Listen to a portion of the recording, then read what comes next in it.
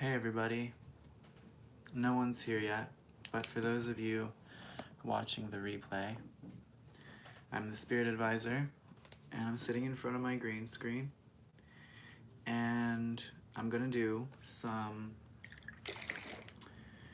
catch up here, because we have been going through an incredibly powerful eclipse season that has been bringing big shifts and changes into our lives, and that means that support is important while we are changing and growing, while we are purging and unifying, while we are uniting and disconnecting.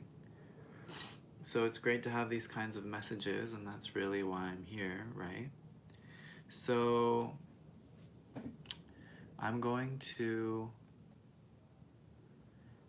give each sign a little bit of attention. I'm also going to share this on some different mediums right now.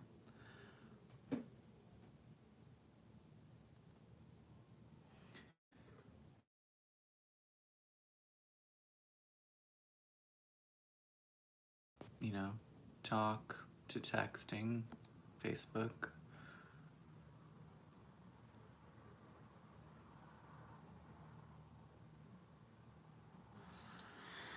So, are we back? Are we back? Okay. So, no one's here. I'll talk about my eclipse journey a little bit. So, the first eclipse in Cancer was directly on my ascendant, and I felt a huge amount of energy at that time. It was literally overwhelming, and I had my mom in town visiting, and I really couldn't cope. I was not a very good son. I was like just trying to get away by myself, get grounded, connect. I knew that the changes that were happening were good. I knew that I was basically inviting in, through that opening, a lot of more up-to-date codes on who I had remembered myself to be, in terms of creating this channel and putting myself out there and just kind of committing to my path. And so I knew that that was like a really actually ideal moment for me to be. I didn't do any special ceremonies, I didn't do anything like ritualistic, but I did just know and intend that this, keeping my connection to myself and to the more pure sources of truth and meaning for me very strong. So that my videos and commenting and from all over the world too, which is like super exciting to me, because I love to eventually travel around and, you know, meet everybody and do workshops and stuff. I think that would be awesome. So then the latter part of July brought the lunar eclipse in Aquarius, and that was crazy. That was like a real turning point for me in terms of a lot of really bad habits that I had adopted over my entire life, about who I thought I was, you know, who I thought I needed to be to find a place in the world, who I needed to associate with in order to find, you know, community and support and satisfaction, you know, the things I thought I needed to buy into to be welcomed and be understood, the things I thought I had to hide to be welcomed and understood. And while it was a more energetically tolerable eclipse for me, like at least when it was actually happening, the time leading up to it and the time after it definitely catalyzed kind of the biggest clean sweep I think had, I've ever experienced, you know, in any way, and in such a short time. I feel like I had changed so quickly that I wasn't even, and I'm still not fully like caught up to everything that's transpired within my being. But I know it's good. I know that it's growth, and I know that it's pushing me or pulling me, or maybe neither. It's just allowing me to come into the best version of myself for me and for the world. So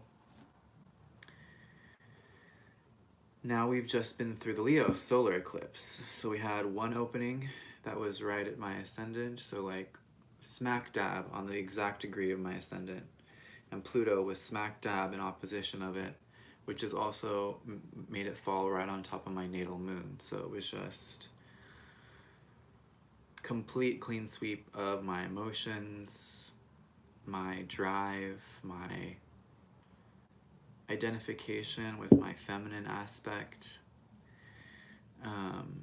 my identification with who I look to for light in my life, and also a total reorientation of the eyes through which I look at the world. And I like change, and I especially like spiritual growth. And so even though all this stuff was kind of feeling uncomfortable and weird, I was excited the whole time. You know, I was down.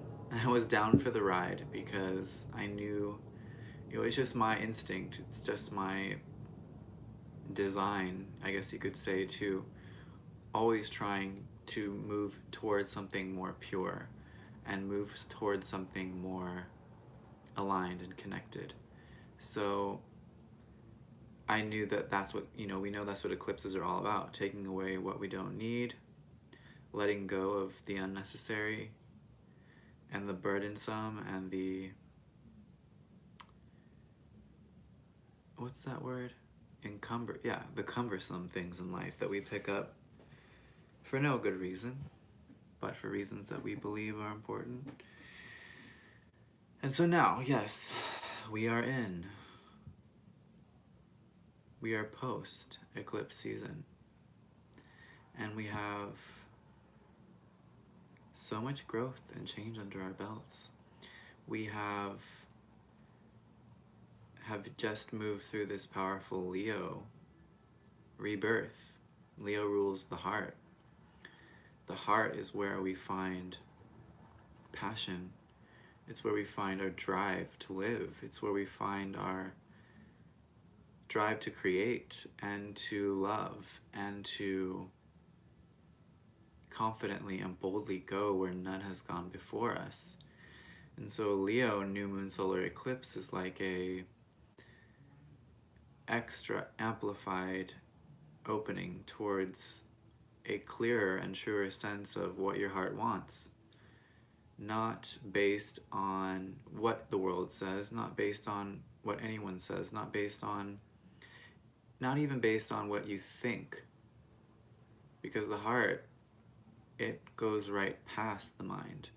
The mind is like this very smart kid, but he's physically weak and he can't get things done that his mind can conceive of. And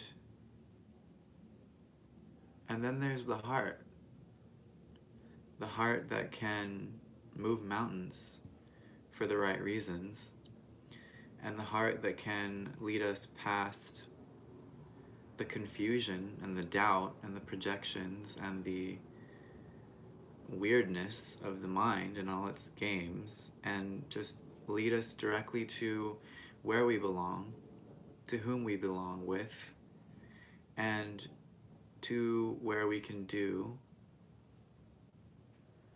Yes, I bet you are, because hi, person.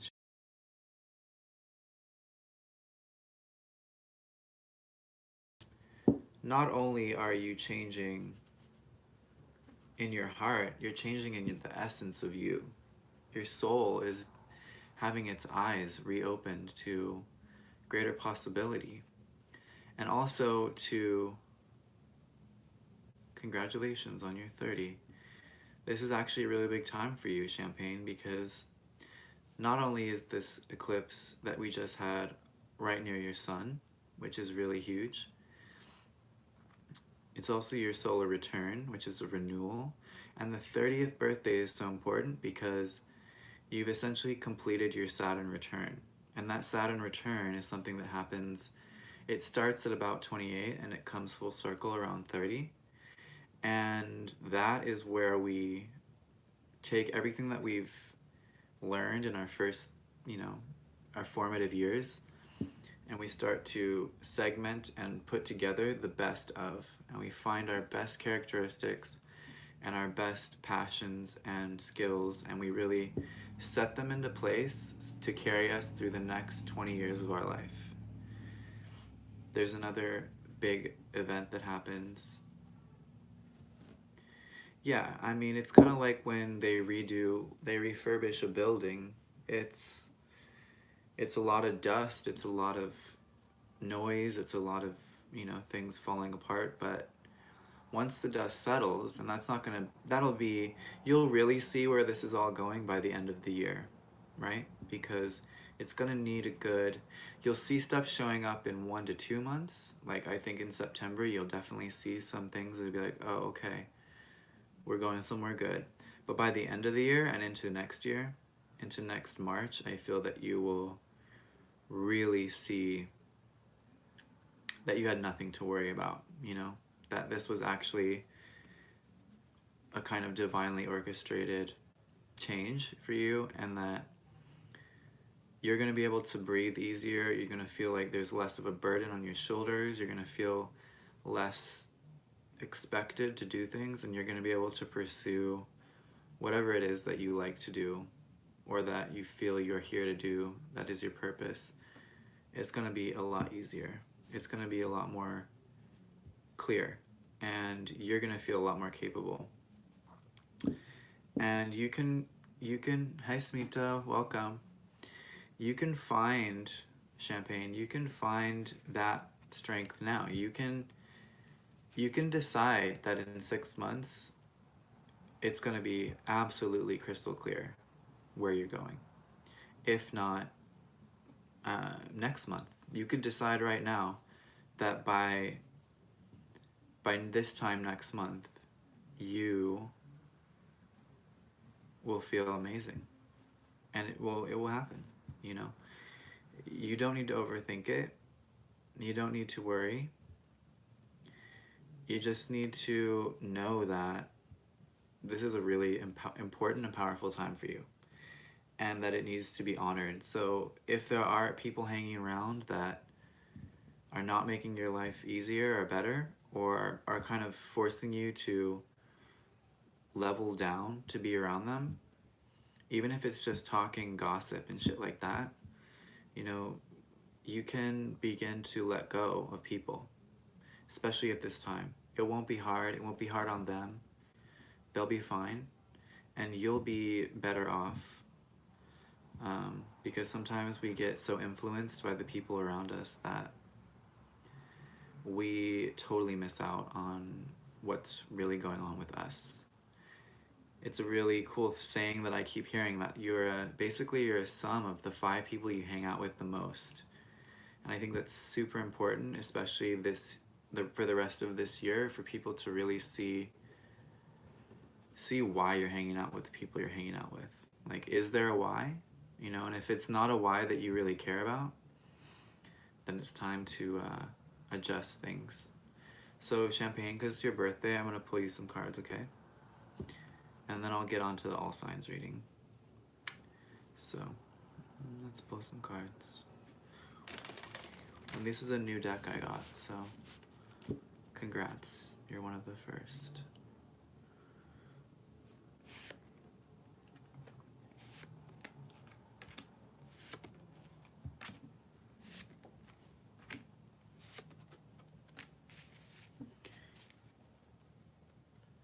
Okay, so this is an angel deck. I like angels. I am energetically, I'm part of the angelic field, and most people don't know this, but it's actually the closest energy to Earth. So like if Earth was like a globe and there were like different layers like an onion, the angelic field is actually the closest to the surface of the Earth. And because basically in my last life I didn't die correctly, um, the angels kind of like picked me up and put me back. So I have a strong connection with them. And so the first card that you got is Archangel Raguel. And he's connecting you to a bigger vision. He's connecting you to the people that can help you. The people that can like come and actually support you. So basically, a lot of times people don't expect that anyone can help them, and they don't think that they have any support to do what they're here to do, so they don't bother. But you can really be surprised in the near future to come across people who can like give you a lot without asking for much in return. You know, just honesty and your enthusiasm perhaps, but connecting to people who can give you a lot of clarity.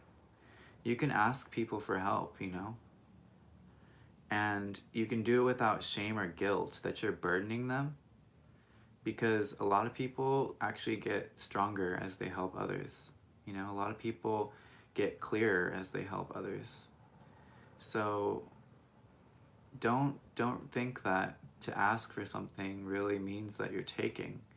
You're actually receiving, but you're giving at the same time. So be open to that.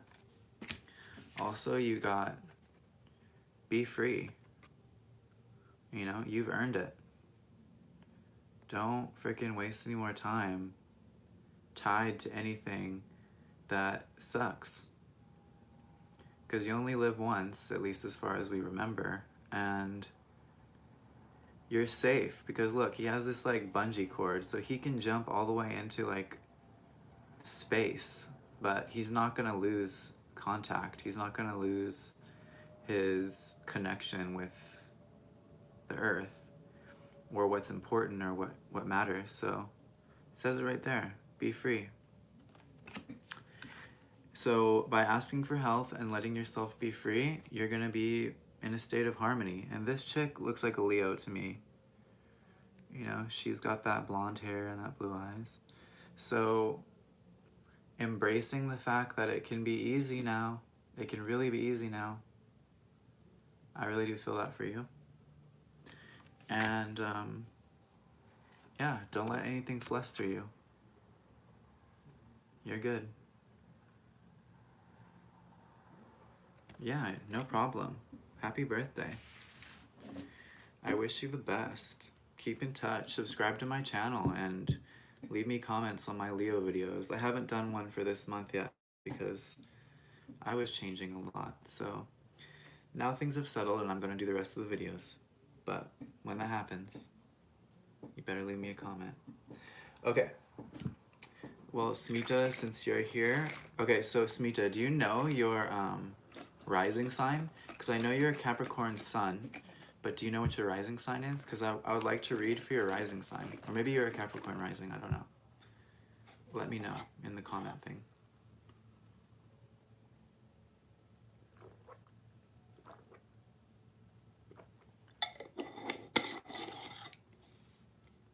Or just tell me what sign I should start on. Because there's only 2 people here, so might as well make it tailored to the audience experience. And I'm sorry for the green screen. Oh, rising sign? Here, I'm gonna do something and I'm gonna send you a link and you're gonna go find out.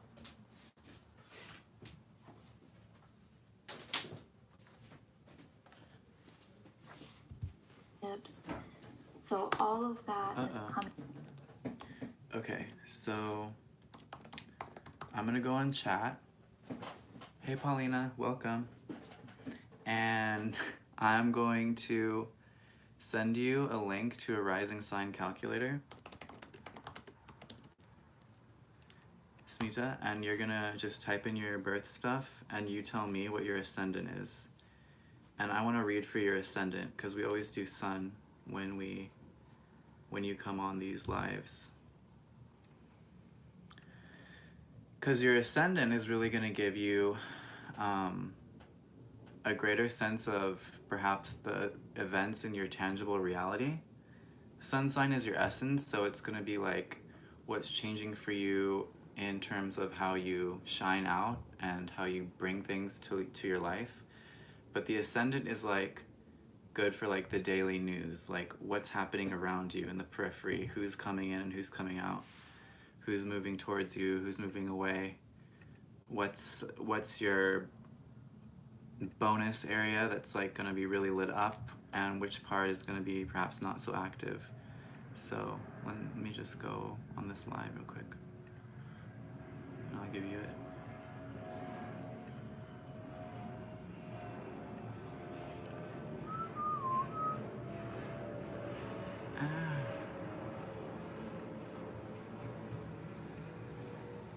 I gotta find it first. Oh, here we go. So now I'm watching myself. Okay. Go on there, click the link to Cafe Astrology, get your ascendant, and that's who we're gonna start with. Whatever comes up. You need to know your time of birth. I like having this window of me open, it's awesome. Okay. Who else is here? I see 4 people and only 3 of them are accounted for. Say hi in the chat, new person.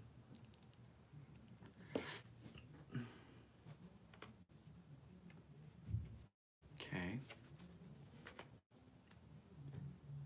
Waiting. I was talking about my earlier, and I kind of finished, but then people started showing up, so while we wait for that, I guess I'll finish with my... I found it a bit quiet, actually. I found a lot more silence around me than I expected, because with Leo, you kind of build it up to be like this big roar or this big crescendo or something very obvious and strong. But I actually felt more of an expansiveness by the time the new moon rolled around.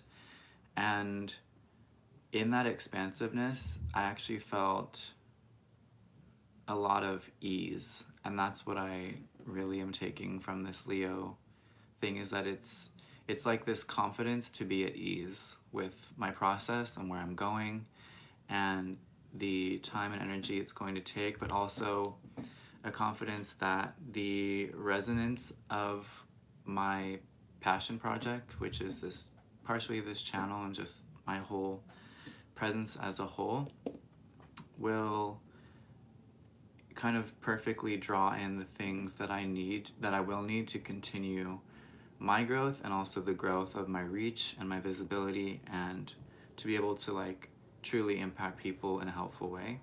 So it was nice, and I'm excited because at the end of this month there's gonna be a Pisces moon, full moon, and that one's gonna fall right on my sun. So I'm heading for like a really cool culmination. So if anyone is watching that's born in the early degrees of Pisces, cool stuff coming up at the end of the month. But I'm gonna start with Gemini because I have yet to hear from anyone as to where they want me to start. So Gemini is gonna be the first one. So, unseen friends, archangels, spirits of the earth, and beloved ancestors, please be with us at this reading to show our Gemini friends the clearest path forward, the truest truth, and the greatest good for all. Thank you.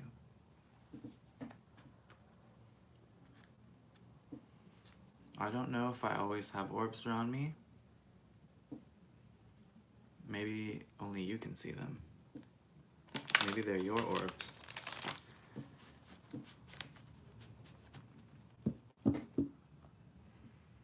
So, I'm talking to the Geminis now. If you're a Gemini, this message is for you. And this is to kind of tide you over between the period that starts now until the moon that happens on the 26th. So this is a roughly a 2-week period that we're talking about. On the bottom of the deck, yes, I'm using tarot cards, we have death. Geminis, you're letting a self-concept go. You're letting a computerized way of being slip off of you right around this time. You are deprogramming yourself from perhaps a soulless ambition. So perhaps something that you were rabidly pursuing as a means of perhaps, in a weird way, even getting back at some kind of trauma that you had in early childhood, or somebody that, kind of expected too much of you. It's almost like you were like, well, fine, I'm gonna do it, but it's gonna hurt me in the process. And at this time and throughout this period through the end of the month, you're gonna be letting go of something that you were compelled to do from kind of a dark place. And so as you shed that kind of program, you're coming to realize that you can lead yourself. The seeker here, also known as the hermit, is somebody that can self-illuminate the path before them and that can clearly see a bigger picture. And so when they can see this grand design and they can see this objective view, they can decide to separate from the herd, where everyone thinks they're going, where they're kind of being fooled into going, and they can light the own way. Because when you go on your own path, there's not as much support. There's always support, especially etherically, like in terms of people and guides and beings that want to help you guide yourself. But at times when we first set out on our own journey, it can look like, oh, there's no one around me. So you've got to be able to carry your own light, and you've got to be able to trust your own guidance, or at least trust the guidance that's coming to you from not an outside source, not another person's mind, or not the collective mind that has its own agenda. So kind of striking out in this new individual direction for you is it's what it's time to do. And you're finding your strength, but it's interesting because there's nothing to be sorry for. And so you're finding your strength, but it's like you're also seeing what has been a pursuit that equates to lust. Okay, so what is lust? Lust is like this drive, this obsession with power, right? And if we get obsessed with the search or the being on the prowl for power, our mind in its very easily influenced nature will prompt us to take on so many forms that we lose track of our true identity. And so at this time, you're beginning to see what is the strength that comes from your truth, and what is the lust that kind of possesses you to go for something that is not really holistically for your best and highest good. to go for things that give you quick hits of ego gratification or sexual gratification or just attention. You know, seeking attention can be a shadow for Gemini. You're beginning to see, yeah, these pursuits are trash, and then this is what my heart really needs. This is where my true strength lies, not in some thing I can pretend to be to get acclaim and to get noticed, but through something that endures through any situation and speaks to me and a select few others in a language that is equal parts from the past and the future. And in that sense, it has a certain higher frequency. It's connected to something innate in the universe as opposed to something that's just passing through. And so you're aligning to higher grids in terms of yourself and in terms of the collective. And you're also getting to know you again. You're getting to enjoy just what you've got and knowing that that brilliance is fine as it is. It's perfectly enough. It's absolutely has a place in an inseparable role from the rest of the rest of creation. So then the outcome for you in this period is the Princess of Pentacles, and she's basically, she represents fertility and the ability to grow in a new direction. So the ability to find new soil to plant new seeds and also watch those seeds grow into the light. To, on the financial level, you know, it's an earth card here. This is Pentacles, so the ability to perhaps for you grow in a new direction that's financially and survival wise sustainable for you, but it doesn't involve any of the compromise of the past. So you're disconnecting your roots from some old structures of kind of obsession and manipulation and power seeking, and in holding your power as self-evident and self-illuminating as the seeker shows you to be, you're able to find footing in perhaps a fertile ground that you never would have considered before or never even knew existed. It's almost as if you are just putting one foot in front of the other for a while, walking this path, and you're kind of unsure to the point where you're like, well, nothing bad's happened yet. I must be going in the right direction. I'm feeling strong in my own little, you know, golden path. And then you get to a place where you can see again in front of you, and it's actually something that's ripe. You know, there's these ripe apples on the tree, fruit of knowledge. There's this ripe opportunity for you to begin something new. You know, begin the foundations of a new life perhaps, or a new business, or a new project, or a new place of living, or if you have strong earth in your chart, perhaps just a new chapter. So your challenge is this Eight of Cups, and with this Eight of Cups, it's like, well, we have like a lot of good stuff going on in the foreground. We have this kind of overflowing moment, but it's also the exact, or it's right before the moment that you realize that it's time to move on. You know, you don't want to overstay your welcome in a place of abundance, because that breeds decadence, and decadence becomes decay, you know?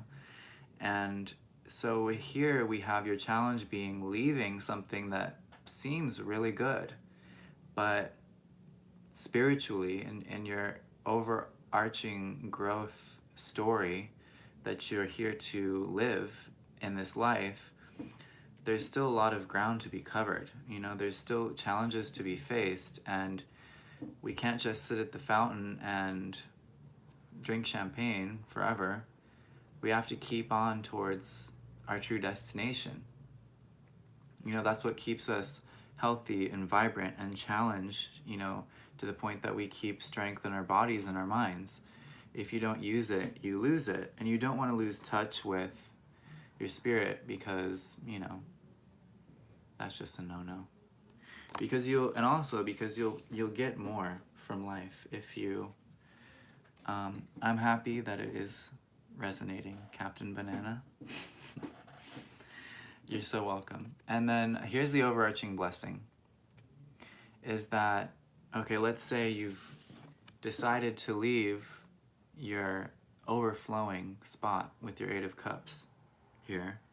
You've accepted the challenge, and it's become the gift of a journey that you have to perhaps walk alone for a while, but one that shows you your strength again, and your freedom, and your vitality, and your virtue, and also how much life can come to support you when you least expect it, when you are following your heart. And then you get to this new place and this new foundation, and it's kind of like, oh yeah, you're starting from the beginning, but it's a better beginning. It's a more in alignment beginning. And here, guess what? There's two other people that are on the same path there to meet you. And the three of you together kind of triangulate. It's like you all had these chalices with you and you didn't know what they did. But once you all accidentally met at the same place because you were all following your heart, which is, it doesn't speak to you constantly like the mind does. It just kind of leads you. Oh, cool. You're a rising cat. Awesome. And so you guys all had your chalices. You didn't know what they did or if they did anything, but once you all get there to this next chapter, the beginning of this next chapter, all the chalices just kind of like start glowing, and they shoot spouts of water.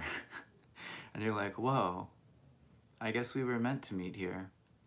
And these people become like your instrumental allies for the new you that you're stoking out of the ashes of the old, So it's good. You just gotta accept death. You gotta accept the death of the old idea of what you perceived power to be. And don't fear it. And don't fear the challenge of summiting the mountain and leaving behind the comforts before you, because good stuff is coming. I'm gonna pull one final card for you, Geminis, from the new deck I just got. Thanks, Paulina. And it's very angelic and it's very inspiring. And you got Archangel Michael. So he's like the divine badass, and he can pretty much smack the shit out of anyone who's gonna stand in your way or try and seduce you off path, or even if it's you, even if it's your own mind or ego trying to be like, don't do it, stay with the darkness. He'll be there to be like, no. I'm just going to make it a little bit more obvious that you should do this next thing. And so he'll be like speaking with you, and he'll also be protecting you, because, we need a little protection when we're facing the open road. So if you are feeling unsure, just chat with Archangel Michael. He's like an infinite quantum being. He can be anywhere, at any time, with anyone. And he can project a lot of energy and shielding for you if that's what you need. So if the adrenaline gets pumping, call Michael. He'll handle it. Okay, that was Gemini. I'm gonna jump around a bit, and I'm gonna go to Capricorn next, because one of my most loyal subscribers is here, and I'd like to represent her. I also have quite a bit of Capricorn in my chart. I'm I've got a massive stellium. Got 6 planets in there. Mars, Venus, Moon, Saturn, Uranus, and Neptune. So I know the caps well. So let's get some cards for Capricorn for mid-August. Yes, yes. On the bottom, we've got the Seeker again, and the Empress. So, wise, self-illuminating pathfinder meets the creative feminine principle. Yes, yes. Sounds like a plan. Because Capricorns, as you probably know if you're watching my channel, and if you're not, subscribe now. You should know by now that Saturn and Pluto are in your sign. Mars is about to join them. And they've been retrograde for a while, but they're all about to go direct pretty shortly within the next, through September.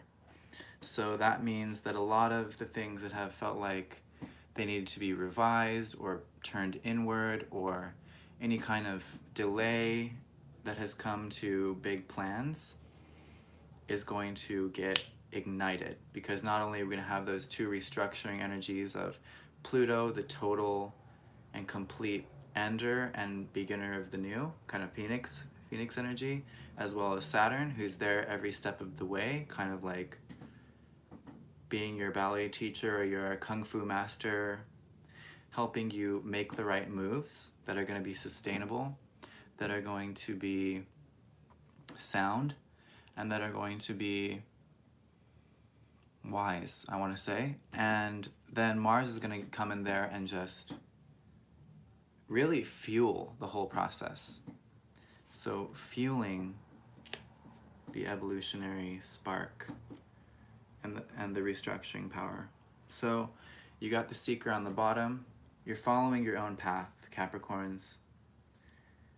And this is a theme for a lot of us right now, because the eclipses have all kind of wiped us clean, shed a lot for us, eclipsed out a lot of debris and like mud on the windshield. And now that we're seeing clearly, it's like you don't immediately run and grab a friend and like start hanging out again. You plot the course for where you're going, and you draw yourself a map and maybe a to-do list, because Capricorns, that's what we do. And you make sure you have a nice clear view of it all before you start relaxing into anything familiar, right? And so we have like almost all of the same cards coming up again, which is pretty interesting, but different orders. So Capricorn, yeah, you've got friends, you do have friends around you, but I don't know, are they the right friends? And I think that's kind of a challenge, is like, are the people that you're still, it's like you're kind of a new person. You're kind of like, whoa, I'm feeling good. I'm feeling alive. I'm feeling driven. I'm feeling whole. And I'm feeling capable. And then you have these people in your life, and they want a piece of that. And I'm going on my computer over here to just kind of pull up the chart of the moment so I can see where the placements are. It helps. And so, right, you've got Chiron in your 3rd house, retrograde right now. So it's like, yeah, we've got to kind of address the friends who are around us because of wounds, because we share wounds. We've got to address the friends that are around just because, and we've got to address any influence right now that is not going to support the cleanest, brightest, most majestic new creation. Like, let's say that, we'll say that like almost all Capricorns right now are building a new Taj Mahal for themselves, you know, in terms of their life picture. They're creating a monumental new structure. And you've got to have clear plans. You have to have building materials that are going to last a lifetime. And you have to have the right people on your team to make sure it goes off without a hitch. Constructing something like that takes time, takes an incredible amount of energy, and it takes dedication. So finding the allies that you can truly depend on, as if, let's say you're the head architect, and not that I'm saying you're going to do this or recommend it, but hypothetically that you could leave the project in one of these people's hands for like a day if you were sick and still expect it to see it running smoothly when you get back. These are the kind of people you need around you, because whether or not you're directly working with them in a project or a venture or something of that nature, you are, you know, we're all imprinting each other all the time, you know, energetically.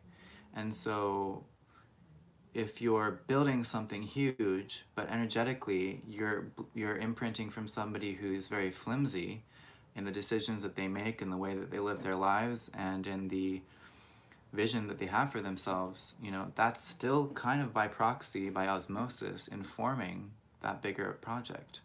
So being very intentional about whose emotional waters you're connecting to.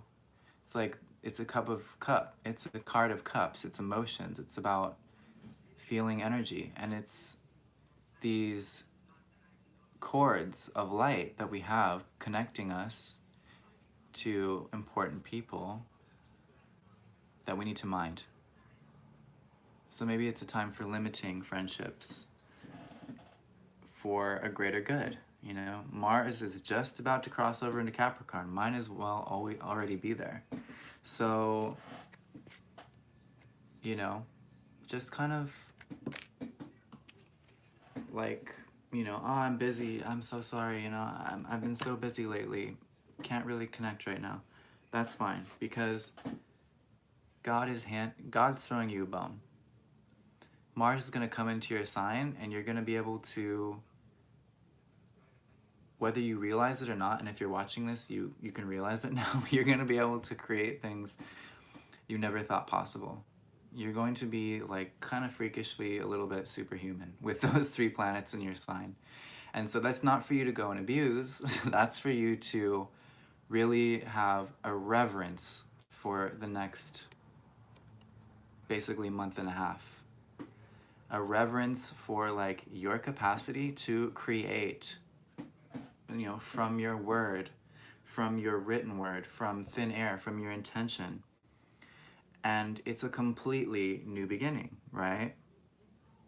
This is Pentacles, this is Earth, you know? So this is like the celestial being that rules over kind of that sector of our lives, is kind of like, yeah, you, Capricorn. And you know, you've been waiting for this. Everybody gets their turn on the wheel, astrologically. Hey, Ashley. I like your nail color. So, you know, don't waste it. Don't waste it on people that are just gonna be like, hey, you wanna go get a beer after this? It's like, no, we can't get a freaking beer until we build the Taj Mahal. And so, yeah, you got the power. And so then your final outcome is you're like supremely in tune with yourself. You're overseeing this beautiful creation that you've masterminded, and you're like, you're in your internal waters, right? Because she's the Queen of Cups. Your internal waters are like a gorgeous, vast, still lake. It's so still you can see the reflection of the stars in it perfectly. You can see the reflection of anything in it perfectly. And so you have this new peace, P-E-A-C-E, not like a piece. You have many pieces for sure, but you have a new piece to you. And then others see you and they're like, whoa, she knows what she's doing, you know? And also if perhaps you are somebody that is looking for like a counterpart, you know, this is a position that once you take it, you know, you can really find your ideal mate because you're fully constructed, you know, and that's a great place to start a relationship from, you know, when you're fully built, you know, mentally, physically, spiritually, and professionally. And so, yeah, maybe you can attract that person. And so in this spread that I have right in front of me, we have this at the height of the spread, and then at the root of the spread, we have the High Priestess. And these are very similar cards in a sense because they're really about internal equanimity that allows a pure connection with true intuition. So really being able to have a knowing that is very, you know, I want to say well protected. Like having a knowing that no matter what jackhammer is going on down the street, you still know precisely where you stand, where you're going, how things are falling into place, and you have a certain like clarity and I almost want to say confidence, not overconfidence that you know everything, but just that you don't need to worry so much about things shaking apart, breaking apart, and falling out from underneath your feet, that you can actually really proceed quite smoothly and build. Like, I mean, you can build anything. So, challenge, again, it's this Eight of Cups. It's leaving the small and leaving the perhaps, you know, comforts can get quite murky, you know? When we get in a complacent state, it's almost like a fog falls over us. And we're not dynamic and we can't really generate the I want to say like electromagnetic connections to greater possibility within ourselves and within the greater world. And so it's like we have to really push ourselves sometimes. We have to like kick ourselves out of the nest and we have to just make ourselves get up or make ourselves quit something or just not show up to something or, you know, it could take many forms, but to just, yeah, not worry that if we leave something that seems really strong, as long as it's really coming from a deep inner core place that you are like, yes, I need to go there. And it's not like you're moving because you're afraid of something, but if you really are knowing that you need to move away from like the champagne buffet and go on a like really epic hike to kind of get your blood flowing again, then you got to do it. And once you get to the other side of that mountain, I mean, you're a Capricorn. You're here to climb mountains. You're a freaking goat. You were born to just summit things that no one else could even think about. They wouldn't even find the entry point to it. You can just walk up the side of the mountain like when the incline is like 100%. And it's like, oh, you couldn't do that? Well, I'm a Capricorn. And you just keep going. So leave the binky at home and challenge yourself too. The overarching blessing is, again, the Suit of Pentacles. So a new beginning in the realm of foundations, physical foundations, the home, the feet, the ground beneath our feet, the place that we work, the money that we make, the money that's coming to us to support us, because we're following a higher directive towards a really resonant purpose. Because when we're really resonating with ourselves, we are naturally attractors of everything that we need. And it's a great time for you Capricorns to be like shocked at the things that get offered to you, because you're so in tune, like High Priestess, Queen of Cups, you're so in tune with the creative process for which you are a representative. So you're helping restructure the world. It's you, of course, it's you in your life, but you're also kind of an agent of a larger program that is restructuring the world and institutions and ideologies and societies. So your final card is Let Go. So I think it's referring to the people that may be kind of associations where there's loyalty there, there's memories there, but they're not in the same sector. They're not like they're not in the same industry, so to speak. And so there's just not, at this very potent time when we're very focused on what we're creating and we're very intentional about how we're creating it, as it really represents ourself. So it's really important that all the things that are going into it are just, pure and absolutely strong and golden. And so just let go of anything that's not. People, positions, and also patterns of thought, because the bird, it's kind of like air, it's the mind. So it's like, and if you need help letting go, archangels, call angels, call on the angels, and negativity. Yeah, if anyone's like in disbelief of what you're trying to do, like you share with them your grand design and they're like, I don't know, let that go too.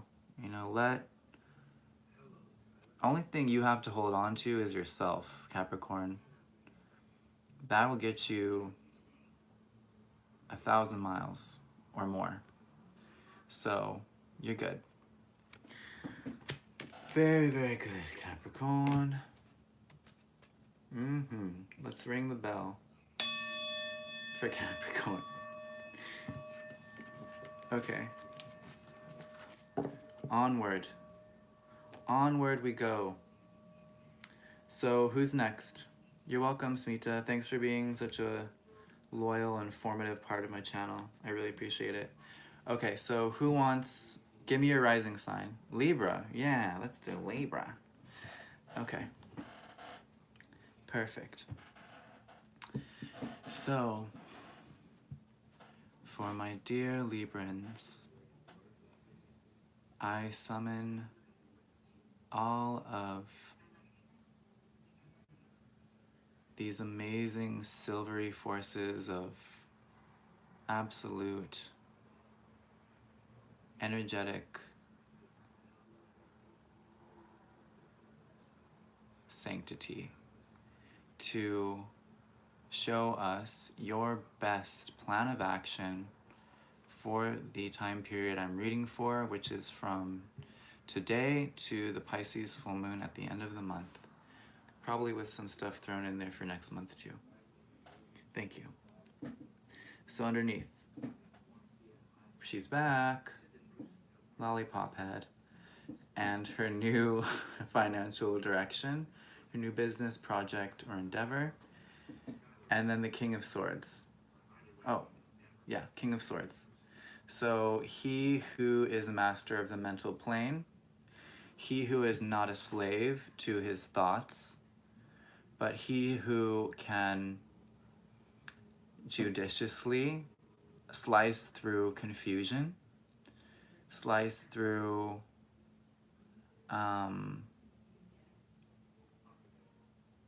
I want to say distortion that can be felt from the projections of others or be emanating from the past conditioning we've received about having the projections of others on us, and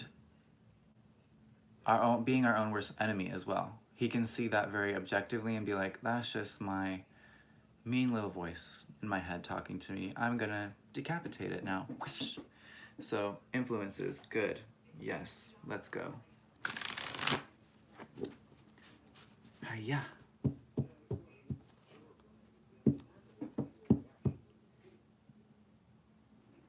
Okay.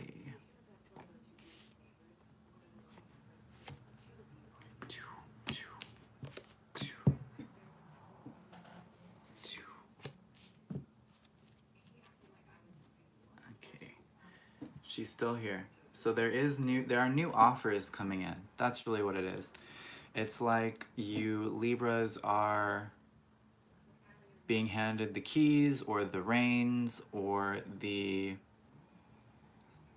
keys to the mansion, perhaps, or the reins to the experimental spacecraft, or the advisory position on a new, really well-funded sector of science, or I would say either biological science or like aerospace, physics, something like that. Anyway, where are we now? Oh, we're indecisive. We're swiping at the air. We're like, that one. Oh wait, no, that one. So it's like you have that king of swords energy where you're trying to eliminate distractions and distortions and transference or kind of static. Hi Kylie, welcome. And you're a bit confused about like which thing needs to go and which thing needs to stay, and which thing to pursue and which thing to let go of. And so your catalyst is this Queen of Pentacles. So an earth sign female who's very sturdy, and she's got excellent boundaries, and she's kind of a missionary for the whole excellent boundaries idea.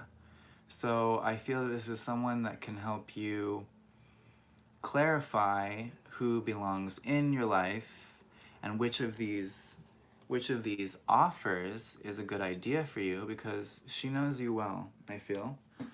And she can also then give you that, like, the tea and the cookies and the things that kind of let you not be in such an airy state. So she gives you that grounding that you need to just, when we get more grounded, things have more contrast. And with more contrast, we have a more obvious difference between what is right and what is wrong for us at that time. So Taurus, Virgo, or Capricorn female, or someone who has a lot of earth in their chart, or a strong earth female aspect to them, could be a person that's male-bodied, can help you differentiate at this time. And she can also help to remind you of who you are, who you've come to be, because the challenge in this position, the challenge in this reading is strength. And so it's really about, it's not so much about licking lions naked, but it is more about knowing, it's about the naked soul in a sense. It's about when we are purely ourselves, there is a strength in that communicates with the fundamental nature of all beings, inanimate and animate. And in that place of powerlessness and vulnerability, she's, not armored in any way. There is a, what's the word? It's a, in that place of mindless presence, there is a disarming truth that can resonate through all creation and subdue those things that are lost in the search for power, and bring forth those things which are pure and bright and true. And they become your allies. They become no longer ferocious obstacles or unfortunate associations. The best of the best can show up for you, and everyone else can find their own level.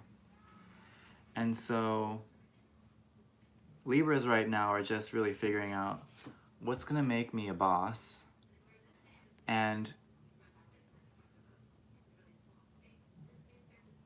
they're remembering that they don't have to be or do anything different to be that boss, because the Libra shows up and they're going to rearrange everything, but it's going to be for the better. And so no painstaking, this is like not having any painstaking analysis of the journey necessarily. It's not being like crazy caught up in all these mental directions about what's the best or highest or lowest or what's bad or what's good. You know, it's more like just being it and watching it happen, and watching the things that you need and want to show up and walk with you, and watching all the other shit to just kind of like fuck off. And so by the end of this period, you're like badass. You got your coin in your hand. You're like, who's ready for this? Because in the outcome, you're the Empress. You know, you're full of creation. And because this Empress number 3 is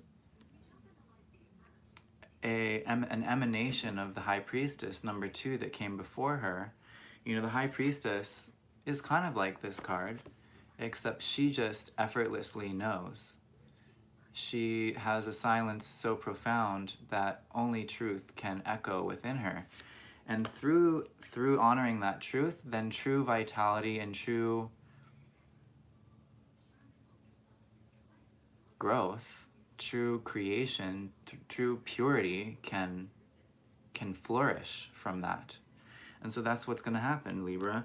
You're just going to, be around a lot of like different offers and directions. And at first it's going to be a little confusing, but you're going to ground yourself into kind of like badass mode, and it might be through the help of a earth sign feminine. And you're going to accept the challenge of just being really raw and true and natural. And that's just going to reinforce this new position you're in, which, I mean, this is like the everyday version, you know, Queen of Earth, and then comes the Empress, who is like the divine archetype of what the Queen of Pentacles strives for. So you're just going to really sink in to this new, authentic, raw beingness, presence, majesty thing that you're becoming. And it's all being blessed by the fact that you're self-illuminating. You are the seeker and the finder. Because those who seek shall find, it is written. And not in the Bible, in all of the things. And so, you do have your own light. And while this moment might be a little dicey, no pun intended, he's got 2 knives,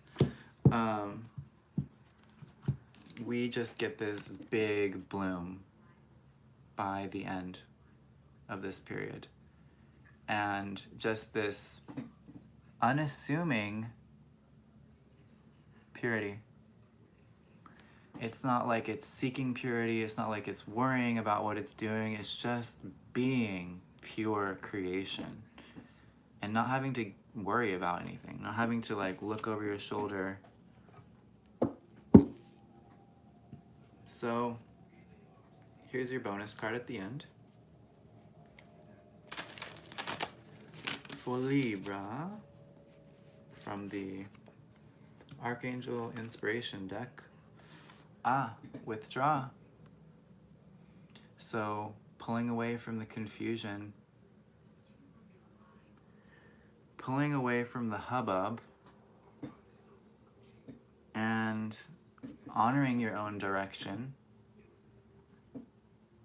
and not losing yourself in the projections of others. So continuing to honor your direction. And sometimes the road is the only friend that we can be with at a certain time. Sometimes, you know, the path ahead is the only way to find the frequency that we truly are looking for, the seeker. And when you do, you are supreme. So withdraw from influences. You don't need any more influences. You just need your own lantern and your own heart, and you'll get all of it. Good, Libra. Good. So, I think I saw Pisces rising next. So I will honor the Pisces rising, and I will do that next. But not before we ring the bell for our Libras. Everybody, send your Libras some light.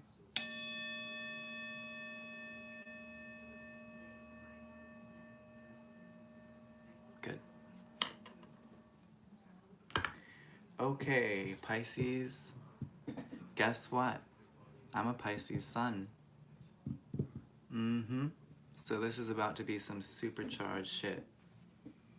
Get ready, Pisces. So I now invite those guides which work best with the Piscean born and Piscean ascendant ones who are here and those who are not, to give us the clearest crystal, chrysanthemum crystal, yeah. And also the clearest path forward and the truest truth. Thank you.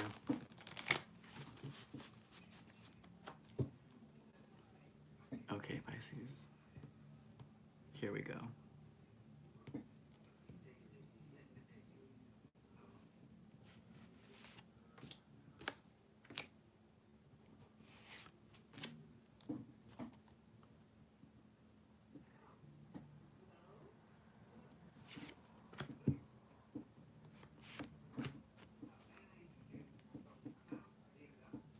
I'm also gonna pull up the chart again real quick. Chart of the moment, to see what we have going on for Pisces. Right, Neptune is at the height of Pisces, the 15th degree. So Neptune is just having a love disco in Pisces and beaming out waves upon waves of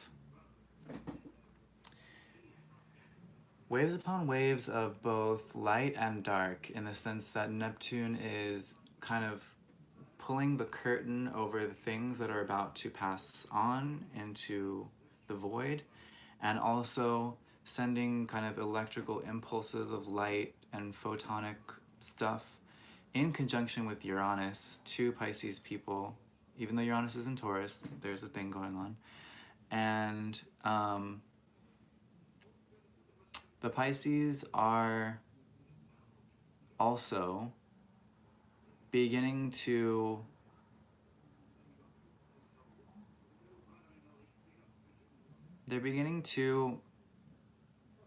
deal with the issues that they have with being real. So being real and physical and being unrealistic, or perhaps, you know, stereotypically too dreamy. I think at this time, many Pisces will begin to kind of really own up to what needs to happen for them to become the masters that they have the potential to be. So Neptune behind Chiron, the dream is behind us, and in our Aries house, which is like where we're going as Pisces, you know, we want to become the next sign in the wheel.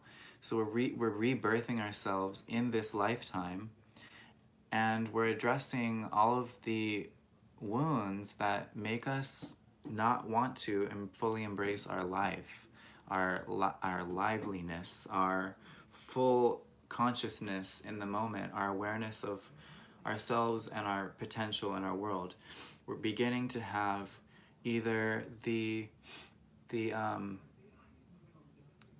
discomfort dawn on us to the point that we are having to address it, like where you get so itchy that you just have to get out of bed and, like, I don't know, shower off or something, or put on some kind of ointment. You know, that kind of sensation where we're like being kind of provoked out of our sleepiness into dealing with what is the problem here. And then we're also getting really strong flashes of our potential to build in this world, you know. We're getting really strong flashes of both what we need to take care of locally in order to sustain ourselves, and also in terms of our big idea for what we think we might be able to be capable of. We're getting like, we're about to like get the strength to like go there and start to play with things that perhaps we've never bothered to play with this lifetime, or endeavor into new systems or routines that perhaps we would have written off before. So good stuff, Pisces. Let's get to the cards. Oh shit. So on the bottom, we're still a little bit like finding our focus. You know, we're not quite absolutely dead on as to what needs our attention, but we are beginning the process of sorting out the waste of time from the necessary next step. And that's what's on the bottom of the deck. In our current position, we are magicianing. We are blending the elements as Pisces can do so well to create something. And here's the thing. Where are you creating from, Pisces? Are you creating from a story in your head? Are you creating from a past life trauma that you're accidentally about to relive? Are you creating from what your heart is speaking to you in silence in this appropriate framework for this life? Are you using your magic to create from a completely programmed agenda from the world around you? You need to question this. You need to question what elements are a part of your creative process and which are no longer suitable for a being of your power to be dealing with. It's time to really ask yourself about how much integrity is going into this magic that you're spinning. Because if you don't have that integral backbone, not only do you risk creating things that you cannot handle, you actually risk those creations going in a direction that could actually come back and hurt you in ways that you weren't expecting. So with great power comes great responsibility. It's also important that all power be tempered by vulnerability as well. Because if you have just power, that's, history has shown us, that is the recipe for imbalance and inevitable need for destruction in order to rebalance. And so let's come from a vulnerable place. Pisces, you are sensitive, you know. You're sensitive to something that is awesome, Bailey. You are sensitive to something in particular, and I feel that it's mostly your personal mission in this life. I feel that it's kind of nice for Pisces to look at life, it sounds weird, but kind of like professionally.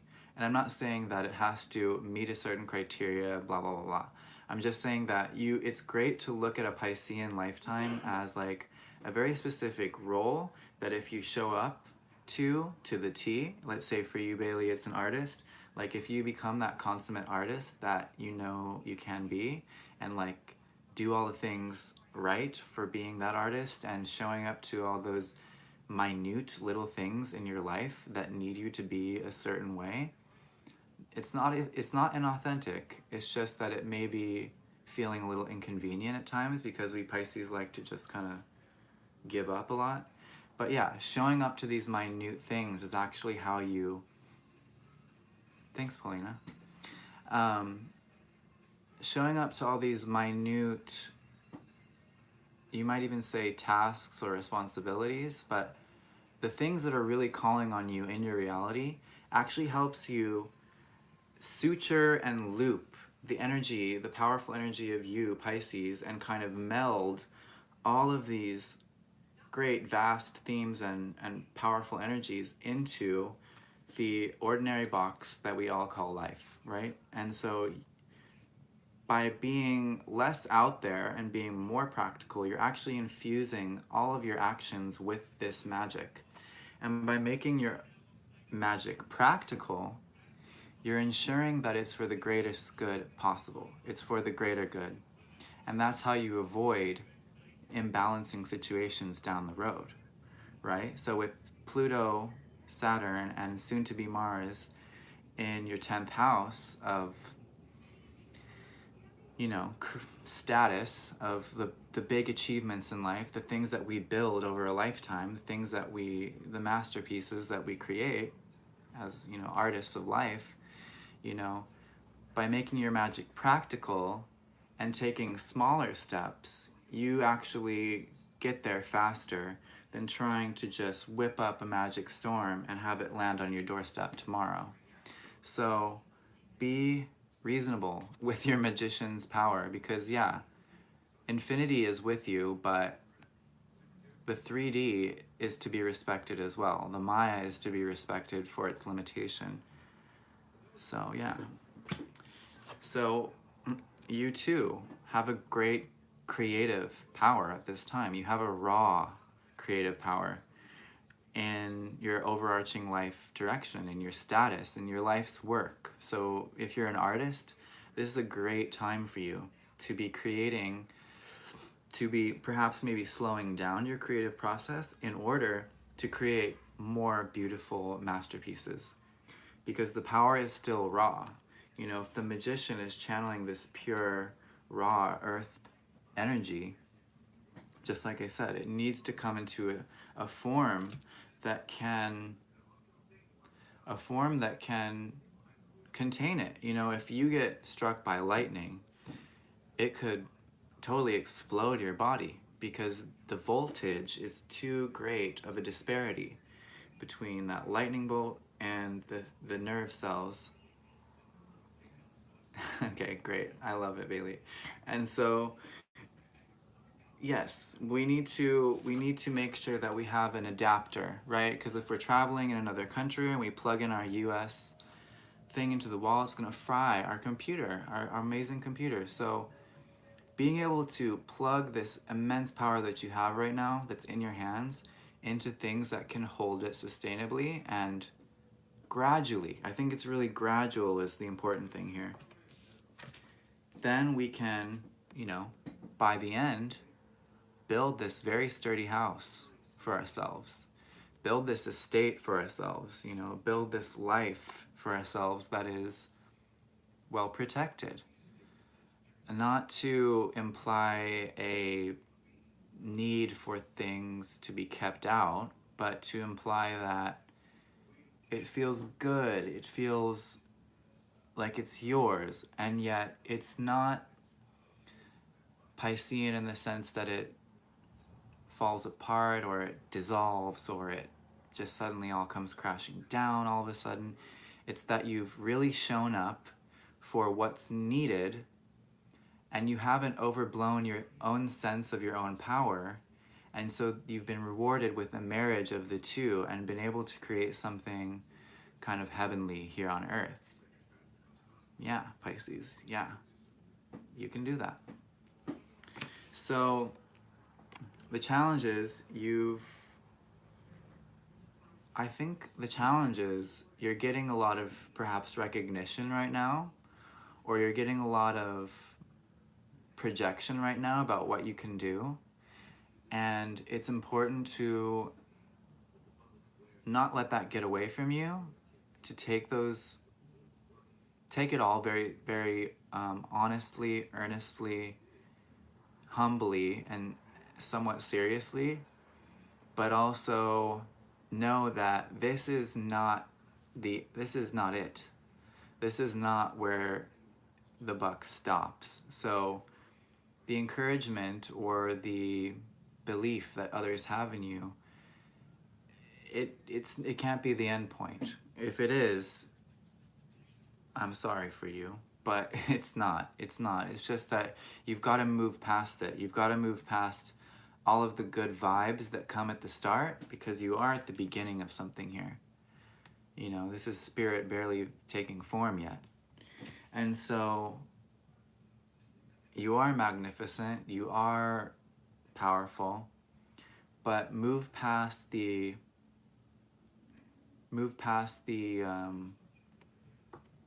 I don't know what to call it. It's like the song and dance of it all, and keep your eyes on the big picture here. You know, keep your eyes on where it's all going. Not to become obsessed with it, but just to know that every step of the way counts tremendously toward this final product, this final outcome being as heavenly as it possibly can be. And a benefit, a boon, a gift, a blessing to more than just you, you know, because Pisces can have such a vast impact. And so here in the higher blessing of it all, it's an interesting one to have as the blessing, the Five of Swords. We have these people. I think what this is saying to me is that you will truly have the ability to, you are coming into the potential power and the possibility of being someone who can truly intervene in someone's or many people's life paths or fate or destiny in a way that is real. You are looking at building yourself up to becoming somebody who can truly change the course of one or many lives for the better, and that can bring a true solution. And I know solution sounds like there has to be a problem, but not necessarily. And to bring a true solution, or to bring a possibility into the world that wasn't there before, and that can truly help people. They can truly be of service, real service. So yeah, that's beautiful, Pisces. It's what you wanted all along, isn't it? So here is your final bonus card from the Archangel Inspiration deck for Pisces. Oh, Pisces. Archangels, what do you have for Pisces? Forgiveness. So, forgive yourself first. I think that there is a little bit of clearing of the DNA in forgiveness. So it's like forgiving your ancestors, forgiving your family, forgiving the past, forgiving the ignorance people have had along the way that maybe you felt got in your way or stopped you or limited you or pushed you down or still does. Seeing that all through the expanded universal eye that only a Pisces has, and letting a lot of that jibber jabber of like victimhood, letting it go. because that's going to make you a stronger conduit. That's going to open up your bandwidth to channel in these beautiful gifts from Spirit, whatever form they take, you know. You are the magician channeling those gifts into your body and through it into the world. And so forgiveness is just going to make that signal come in so much clearer, and it will boost it and to reach more people and to surprise yourself even with how beautiful it can come through you when you're not holding so much tension in your mind about what has transpired.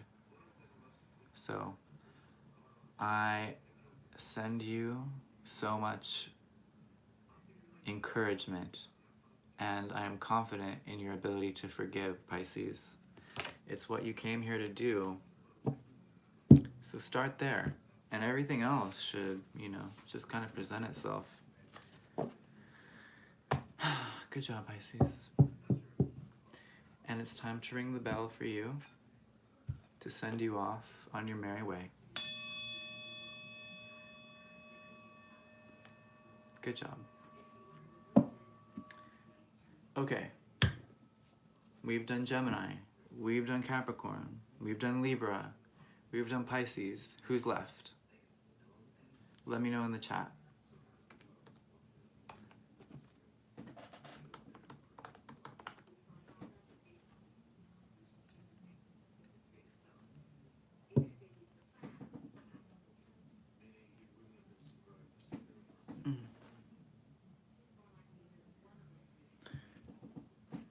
So, who am I reading for next? If you've got questions, if you've got things, put them in there. Scorpio rising. Sounds good. Scorpio.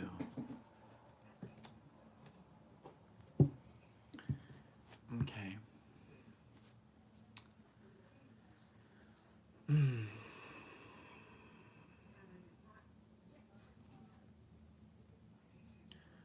Oh, great ones, who also know the frailty of human life, guides that empathize and believe in us. Please be present at this reading for the Scorpios to show them the clearest clarity, the truest truth, and the brightest path forward. Thank you.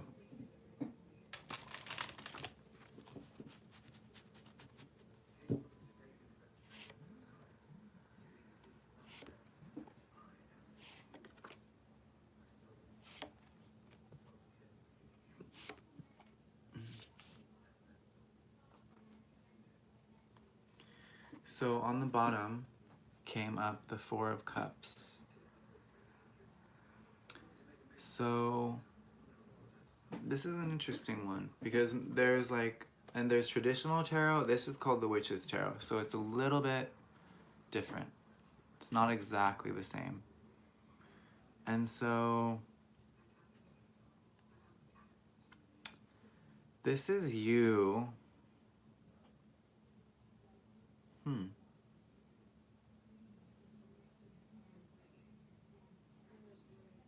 Okay, Kylie, we'll do Virgo next. So I'm reading for Ascendants now because that's going to give you a good idea of what's happening in the tangible reality. So, Four of Cups here. You're being given something, Scorpio. I mean, that's pretty obvious, right? But it's coming from a higher order. That's what it seems like. It's like you're being, and it's not even that you're being offered something. This is the strength that I feel here. It's that it's actually just being given to you. It's like, here, take this.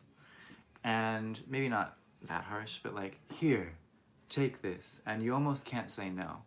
So you're being given something that is quite magical. And it's coming from this lineage of very knowing beings. So that's quite nice. And whoa, dang, Scorpio. You've got it. You've got it here. So right now, this thing that you're being given is your destiny. Or not your full destiny, but like a piece of your destiny. A piece of your higher path. A piece that is an answer to your prayers, you know, conscious or unconscious. And something that is going to guide you or help light the way towards this gorgeous culmination of where you've been coming from, of the road behind you and all of the bumps and explosions and things that fell apart and things that surprised you and came together. And it's like a key ingredient that you're being handed, or almost a divine tool in a way that's going to catalyze a movement for you, and also at the same time of a movement, a consolidation. And it's going to empower you, I feel like never before. And while the Queen of Swords is typically an air energy,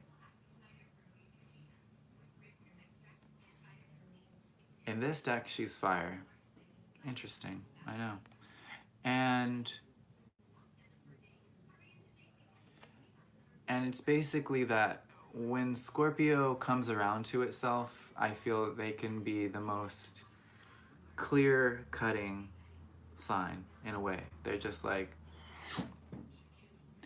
no muss, no fuss, black and white, here it is, here it's not. And so with that, that is much like the Queen of Swords. You know, she's here to cut away what doesn't work and leave only the essentials.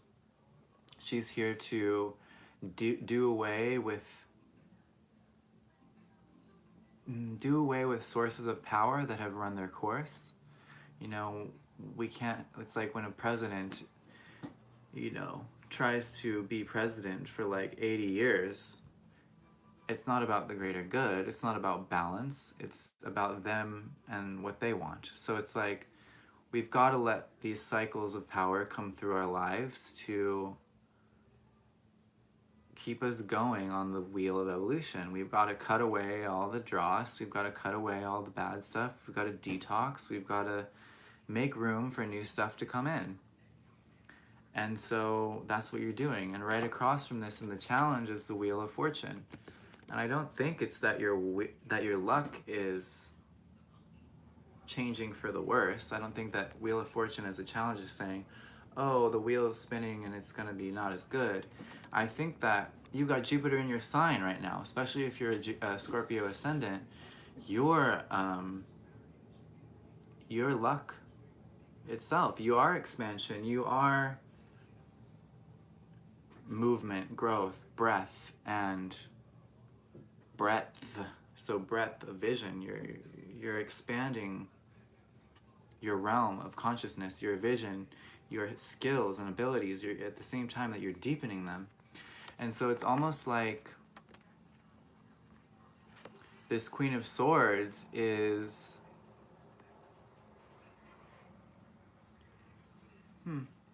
it's almost like this Queen of Swords to me like doesn't want to let the new in.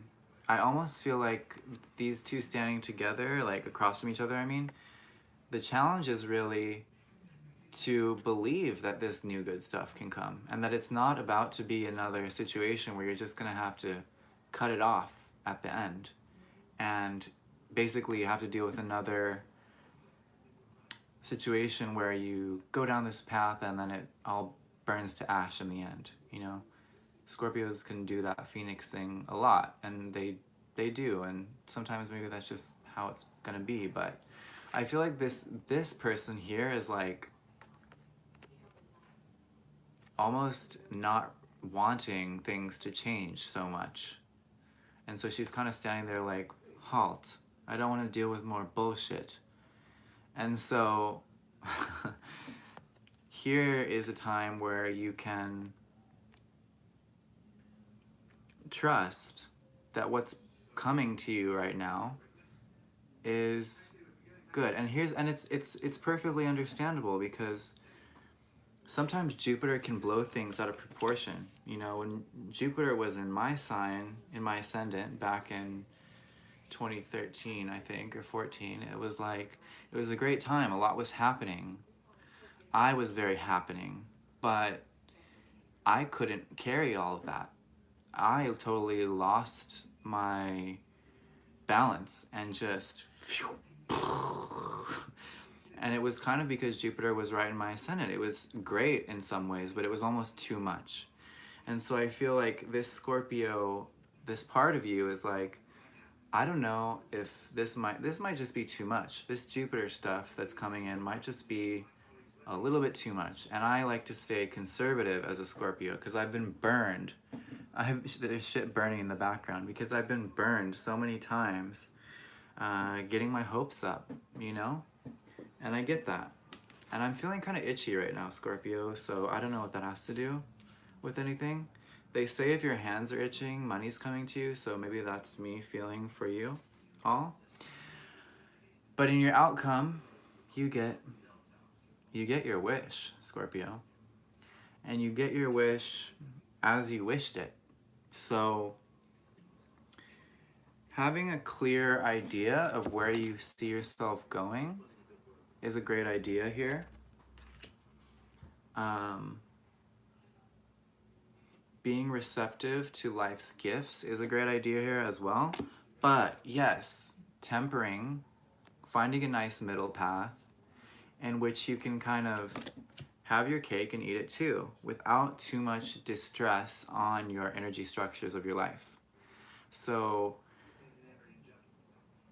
kind of, if you were watching the last reading, I was talking about bandwidth and how we can only accept as much energy as we're attuned to, as we're capable of. So we don't want to, you know, wish for all this money, for example, and then not have a structure, a system for it to filter through, because if it's not, it can cause more problems than good. You know, a lot of lottery winners like die not too long after, or go really bankrupt, or really, you know, fuck up their lives because they can't handle so much energy rushing in all at once.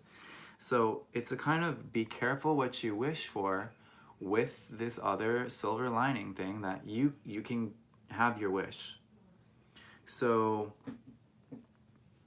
this being a wish card, Scorpio, I'm going to give you a second right now to make your wish. So close your eyes. I'm going to do it too. I'm not going to wish with you, but I'm going to just demonstrate. So close your eyes. Everyone can do this. Take a deep breath.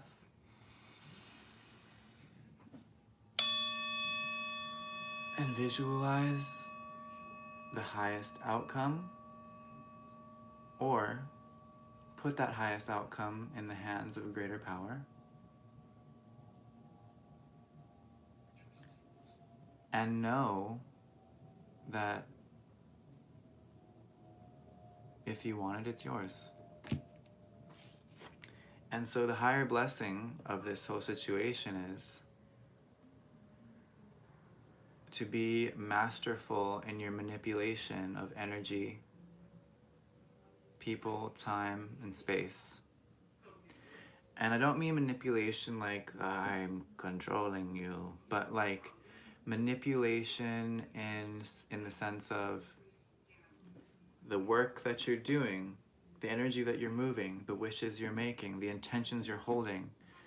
Make it a masterful equation. Make it rooted in the highest ideals, or the deepest truths, or perhaps plain old conservatism, or something tried and true, because you're gonna get blessed here, and it's gonna propel you towards your true path and your true work in this life. So just make sure that it stays connected. Make sure that it all stays connected, and that no one has to be pushed down or pushed up or pushed out of the way, and that you are certainly clear that you can get everything you want without anything having to happen to anyone else. You know? And that also you can have what you want without it being a headache in the end. I don't know if you can hear that music, but it was cool. It was saying ring my bell. So, your magic catalyst is coming up next. You might have to tell me in the chat if you can hear TV chatter in the background.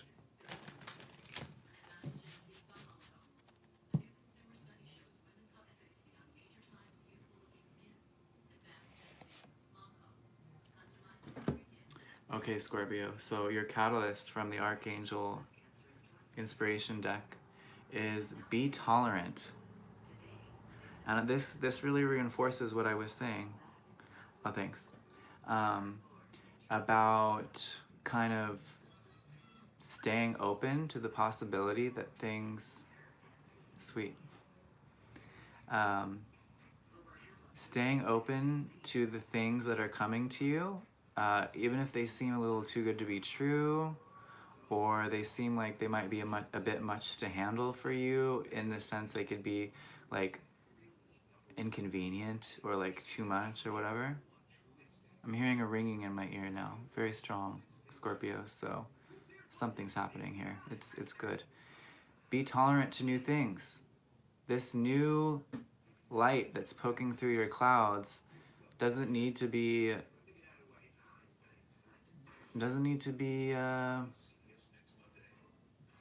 annoying. It can be as good as it seems, or maybe even better.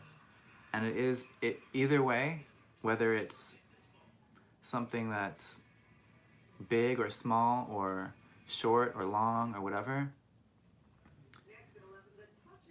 you're meant to have this. You're meant to have this now, and it's good because it's coming from something of a lineage. It's coming from something that is greater than all of us, not all of us, but older and wiser than it may first appear, and in that it is sound. So yes, good, Scorpio.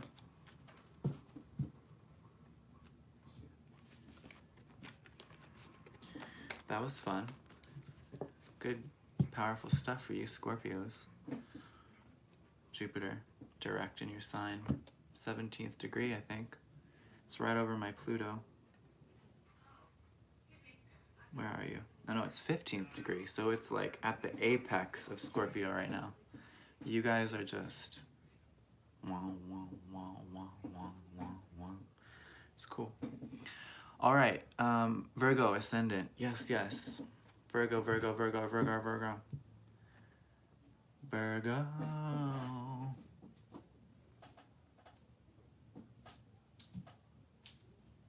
Thanks, Tones. Wishing you a brilliant day and night. Thanks for watching.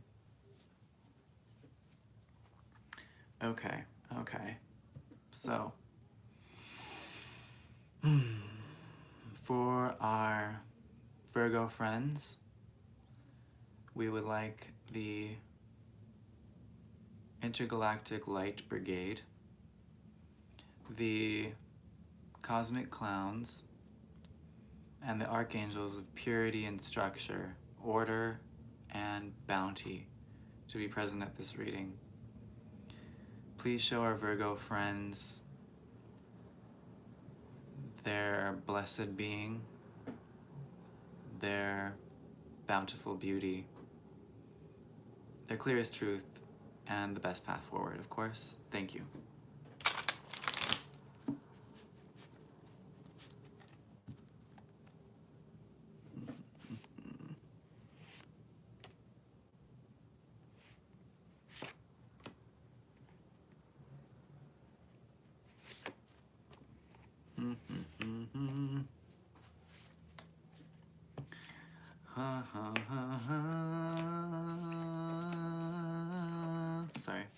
getting a little carried away there. Okay, so underneath the deck, we have the Two of Wands. So being a master of your skills, being a master of your magic, being a, hey, I can do effects on here. Hold on, I'm giving myself a filter. Sorry. Nah, that's okay. So you are the master and commander of your domain, Virgo. And I know as a Virgo, you can kind of get kind of all in a kerfuffle in your head about what's going what way and things are not working and you know, it can get kind of crazy up in there. So this is about you taking a step back a bit and remembering that you're awesome and that you have some really potent talents and skills, and that these things are not just a job, they're a way to basically tune yourself. Hello, Leora. I don't know what TV means, but um, when you tune back into your talents and skills and stuff, you're basically taking a break from your brain, which can be just crazy cluttered. And so that's a reminder for you.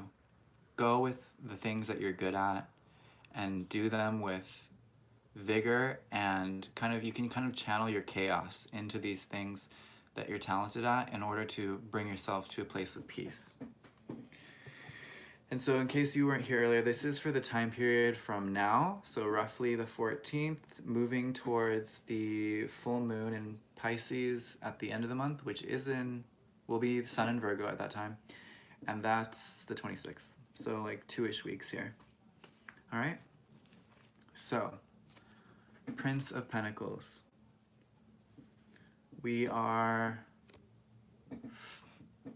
Some dude is bringing us something. And it's an invitation, I feel, to a life. So he's kind of saying, hey, I've got a castle.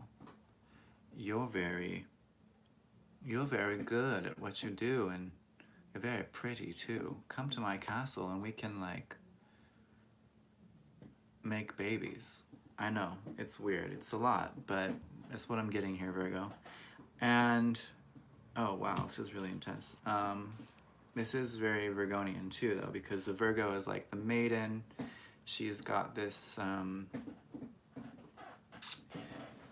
she's both meek and mighty, and she's also very fertile.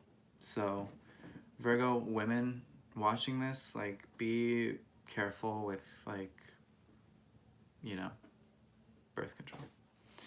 Because it looks like you're, like, going with this dude. Like, you're into it. You want that castle. You want to cook in that castle kitchen. I know that sounds so regressive and, like, anti-feminist, and I apologize. I'm just going with what I'm getting right here. And those things are not bad, you know. And even for Virgo males, maybe that's what you want to be doing as well. Being that domestic goddess that perhaps is kind of an ideal for a lot of Virgos. Depends on your individual chart, of course. So please, I'm not a bad person here. But you are having Venus move through your second house. So you are basically loving it up in terms of money and foundations. You're getting that attractive glow in terms of what's going to support you, and almost kind of, yeah, bringing forth people who are familial in a sense to kind of come over to you and be like, we want to give you this, you know. So it could be like a romantic suitor, or it could just be people that want to just like pamper you or help you get to the next phase, or something of that nature. And the lovers can also be like the love of family. So like the unification with people who you have a shared, it's not like quite a bloodline, but it could be like a shared spiritual family or a shared sense of home or a sense of foundation. And you've got Jupiter in your third house. You've got Jupiter in your third house, and you've got Pluto, Saturn, and Mars. Mars is about to be in your fifth house. So again, these Martian aspects, these fifth house aspects, house of love, romance, things that make our heart like full, are gonna be trining this Venus that you have going right now pretty shortly. So in that sense, bringing this drive and emphasis to making soulful connections with people. And it could be, with a significant other. And the challenge is like this Nine of Pentacles. So again, in a very literal sense, we're getting this nod to like fertility. So like if you don't want to be having a baby right now, be careful. I'm serious, Virgos. And also not feeling ready to kind of be loved, I feel. Not feeling ready to be brought into a very bright and warm situation because you feel like it's too soon, or you're just not able to see it clearly because the outcome is the moon. And so the moon doesn't have to be negative, okay? So it's just that at this moment, it's not a time to act. We do have a Pisces full moon at the end of the month, so this could be a nod to that lunar event, perhaps culminating the situation. I'm really getting this weird emphasis on like, watch the fertility thing. Because there are greater works for you than probably motherhood at this time. And so we wouldn't want a lack of clarity to result in like having this new being coming into our lives, before we're ready for it, before we have the foundation. Love is there, and that's great. But that does not mean that can handle more than what is just there right then and there. So, interesting message here, Virgo. And it's because you're still working on you, okay? So you're still mastering the masterpiece of you. And so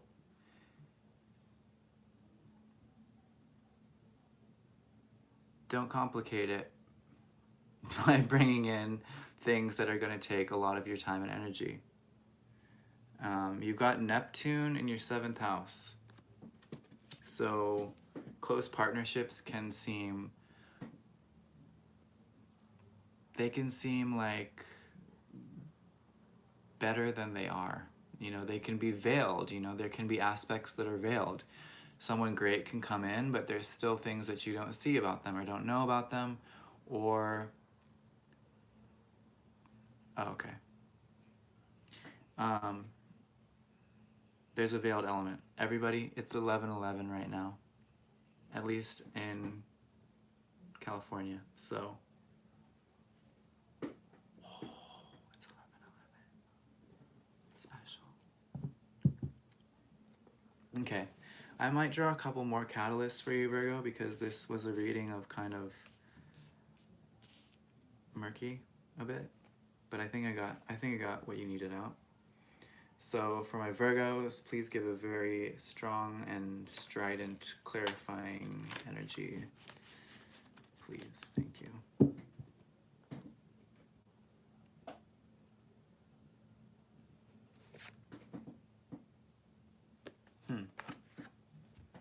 Let go. But also hope. I don't know. And be content. Interesting. Okay, so here's what I'm thinking. Here's what I'm seeing. New stuff is showing up. It's very promising, but now is not the time to commit to anything in thought, word, or deed. And so you're still developing you. And so to have something come in right now and really take a lot of time and attention and almost kind of derail your focus is not good. We still have a lot coming for you, especially as we move through the end of the month. The eclipses and their effects are still rolling through us and kind of coming to the surface, like the changes that we've undergone, subconsciously, unconsciously, energetically, so on and so forth. And so we can't let people come in and even if they're saying or seem like they have everything that we've ever wanted, right? It could be a time of too good to be true, and it's time to be a little bit discerning about how much we commit, at least until we get through the end of the month and things are clear. So Virgo, stay true to your creative process here and the mastery that you're working on. And like a spider, just sit on your web and observe the things that get caught and wait for the right time to move over and deal with them. Because, it's just not time yet. So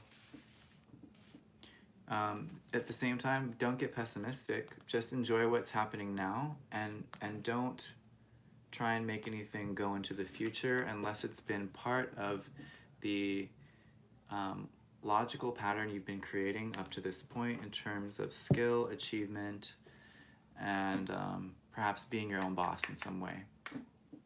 Okay? Cool.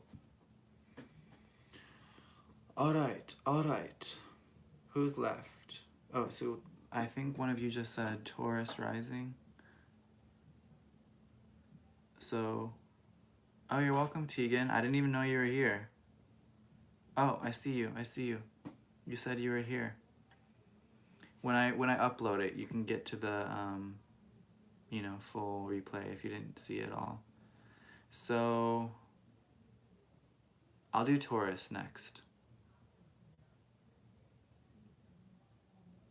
Okay, here we go. I'm gonna have some water first. Hey, everybody that's in the chat right now, tell me something cool in the chat, That's like your admission price for being here right now. You gotta entertain me a little bit back while I take my water break. Cool? So tell me some cool things. I'm not starting Taurus until you tell me cool stuff.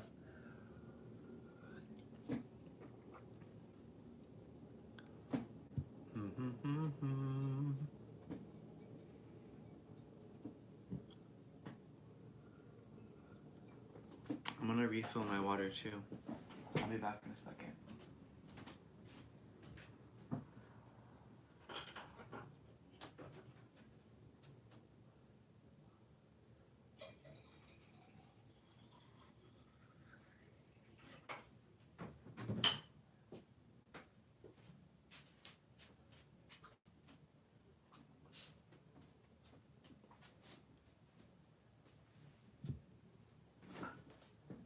No one wrote anything? All that time passed? Whoa, it's weird watching myself walk back into the frame on the other screen. It's kind of creepy.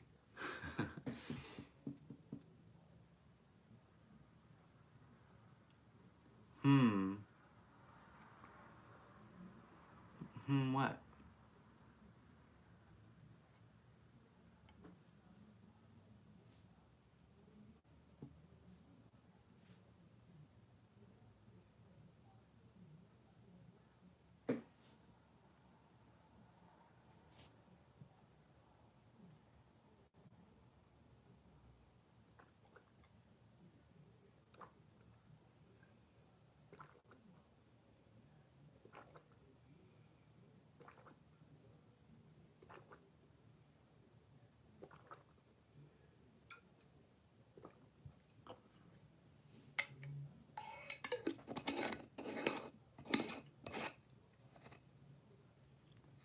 anybody out there?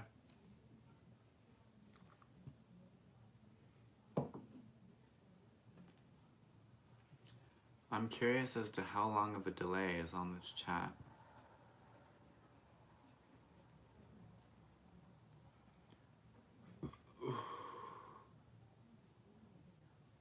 Okay. We'll do a magic spell then.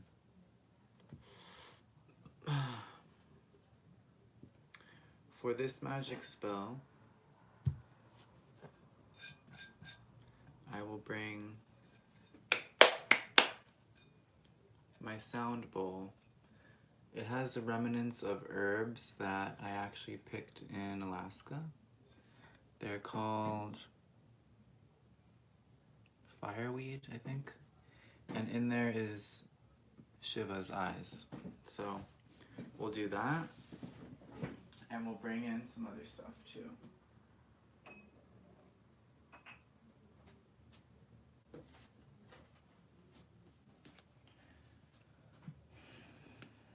Okay. Magic. I'm debuting my new amethyst. So very purple. Thank you for being here, amethyst. And this magic spell, well, actually I'm just gonna do it, I'm not gonna tell you.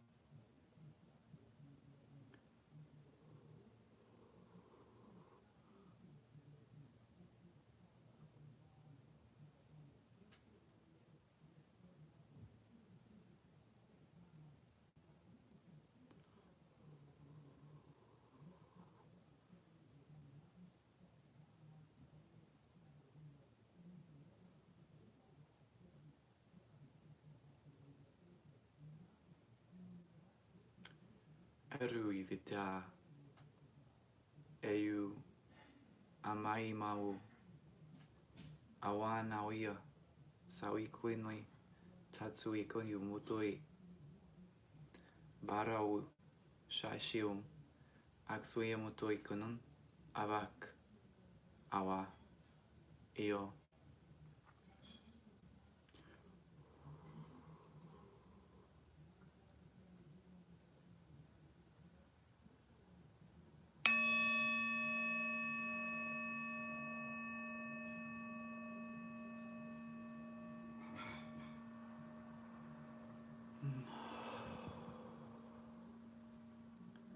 Okay. That was good.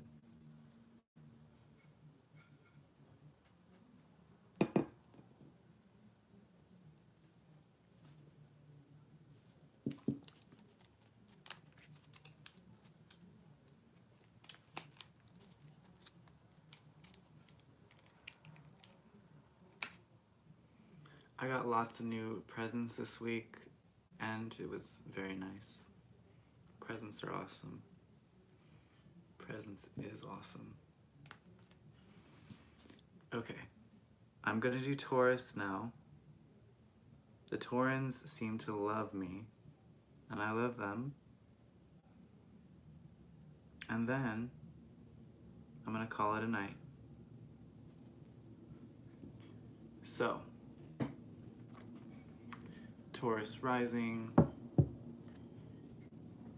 perhaps Taurus moon. Here we go.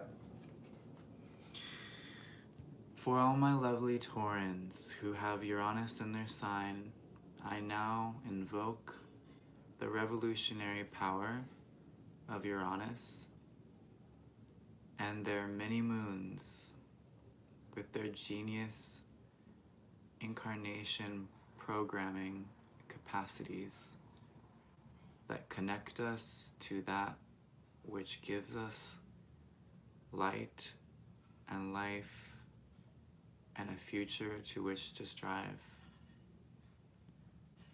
Please now show our Taurans the truest truth, the lightest path, and the greatest good that they can bring to this world. Thank you.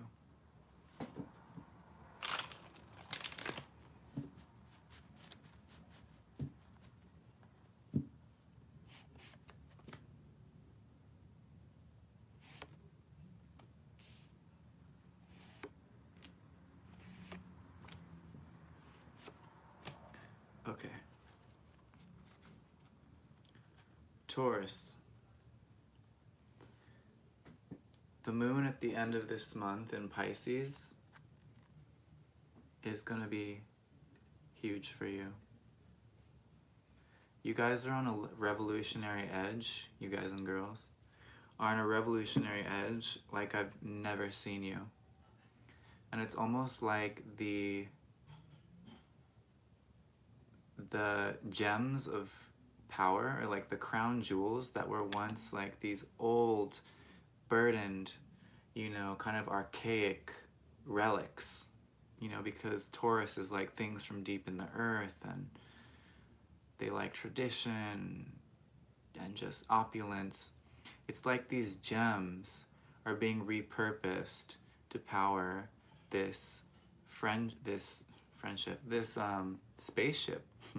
It's like these gems are being taken from the crown jewel, from the crown, just as ornaments, and they're being placed into the control panel of this craft that is then, not only is it taking us into the future, but it's doing many other things to the planet itself. It's raising things up and lowering things. It's reshaping the land and the values of the land. And so this new moon in Pisces, which is in your 11th house, sorry, it's going to be a full moon in Pisces, in your 11th house, is going to be kind of conjunct Neptune. And basically, it's going to give you visions of your future. It's going to give you something of a gift that brings something to the surface for you, that perhaps it's kind of like you thought you planted corn, but you're gonna get dragon fruit, you know, or something like that. It's kind of unexpected feeling, Uranus, unexpected. And so it's like this moon is illuminating something very fortuitous for you. Fortuitous. And I think leading up to this moon, because it's such a radical shift, it's almost like if we're using this analogy of the crown jewels, these crown jewels have great significance to the royal lineage to which they belong. And it's like when you take those out of their proper spot, those royals are gonna get mad. They're gonna be like, that's where we place all of the value and all of the majesty of our monarchy. Like, you can't take that from us. You can't put it into some newfangled contraption.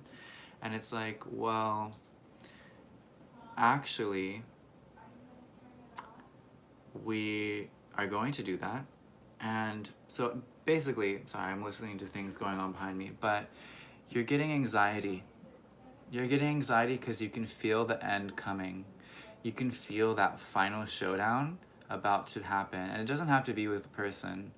Although I feel it could be for a Taurus. You know, sometimes you guys need to just like get all feisty and get up in someone's face and tell them off.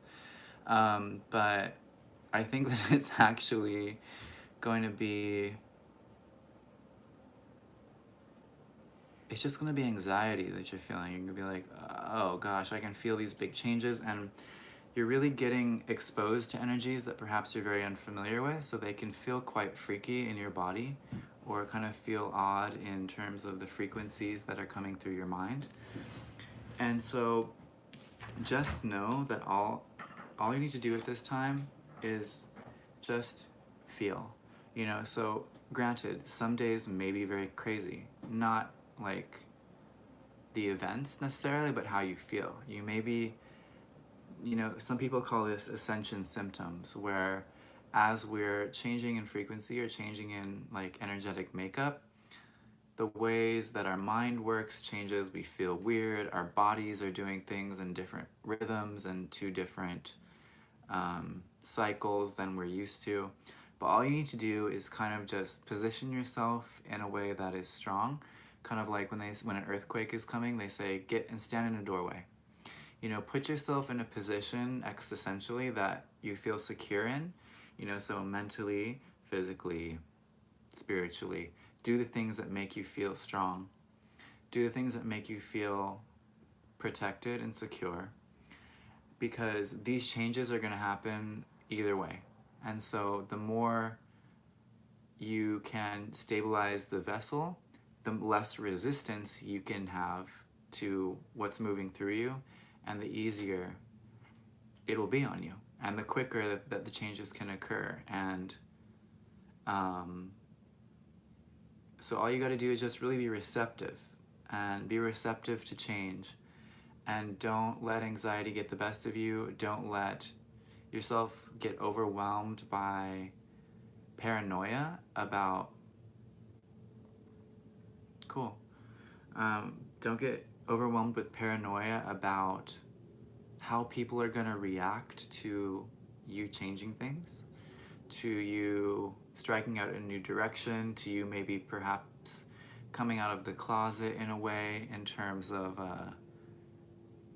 your new beliefs or your new pursuits or whatever. Like, that's kind of also what she's doing to me in this picture. She's like, I'm here, guys, but she's not looking. So she's debuting herself.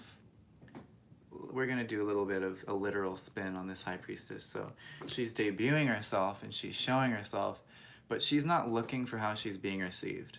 So she's showing up, she's giving the message, she's bearing her soul, but she's not really too concerned, or perhaps just for the nature of the moment, she's like, I can't look, but I gotta do this. So she's like kind of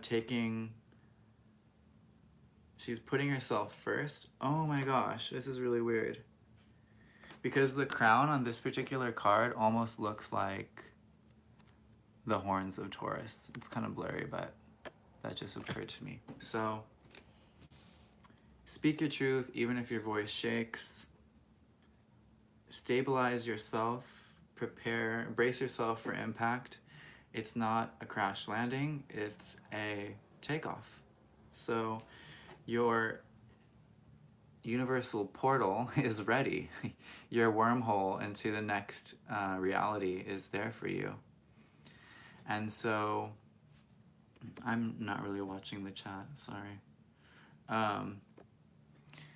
Basically, the universe is saying a cycle has ended, and in that ending is the beginning to the next. So your kind of ending credits are rolling, the music is playing, perhaps nostalgia. It's almost like you're in this spaceship. I keep getting the spaceship thing. You're in the spaceship and you're taking off, and it's like while you're taking off, you're having all these good memories of the past, and the nerves that you were feeling while you were sitting, at the launch pad are left far behind you. So the challenge is, this is really interesting. This is really interesting because we have the constellation of Taurus represented here, and we have the Ace of Pentacles. So the fresh, raw potential of creative power in the element of earth. So it's like the challenge here is that, yeah, it's a new frontier for you, Taurus.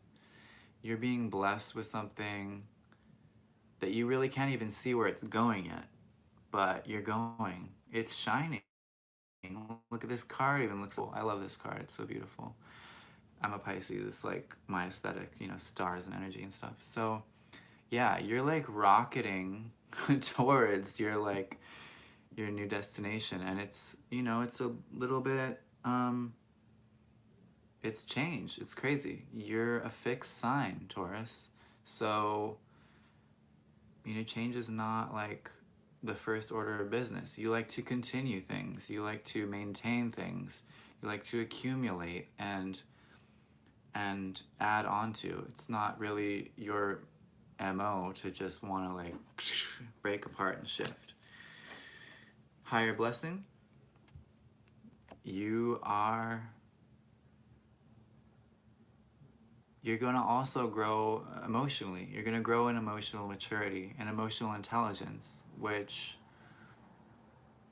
I don't think it's difficult for Taurus really, but I think it can be something that they don't reference again as like one of their first lines of guidance.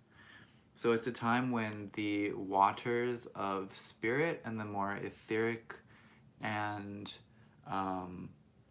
soft ways of informing our decisions, being more receptive, like the high priestess. Instead of just doing the hard-nosed approach and going with what works and working hard and just buckling in and digging your heels in and all those analogies here, we're like getting more sensitive, Taurus, because you're ascending as an energy on the global level. You're ascending to a more futuristic and masterful vibration. And so with that comes a necessity to be more sensitive, because with greater sensitivity comes greater ability to have more detail in your perceptions. When we're very gross and very obvious, things are black and white and the options are not as many. But as we get more sensitive, we're actually multiplying the different facets of life that we can perceive, and thus we can become more nuanced in our creativity and our ability to connect with others similar and different to ourselves, and to what it means to even be who we are and what we're here to do. So getting a clearer picture of you and seeing yourself in new ways, and instead of it being shocking, it's confirming, and it's strengthening.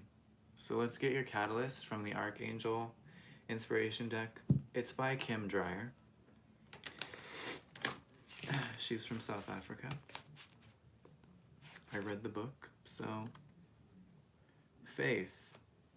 The face is a little funny on this one. Faith will get you there, right? Because what is faith? It's being able to hold a vision, or at least believe that what's coming is good long enough to get there. You're going through a revolution. Revolutions can be difficult and scary because we don't know if we're going to succeed. We don't know if we're going to get there, and we don't know if the risks that we're taking by breaking formation with the past are going to be worth what's coming in the end. And faith is kind of your ticket to assuaging your fears along the way, and to also connecting to the inspiration that will continue to inform your realizations that you'll be having during this transit. So, also, kindness. Let people be kind to you. Expect them to be kind to you. And yeah, don't think too much. Give it up to the universe. Because enlightenment is coming to you in your own way, Taurus. Yes, yes, yes. Okay. That was Taurus. My Taurus video has over 1,000 views. It's pretty wild. But I'm excited.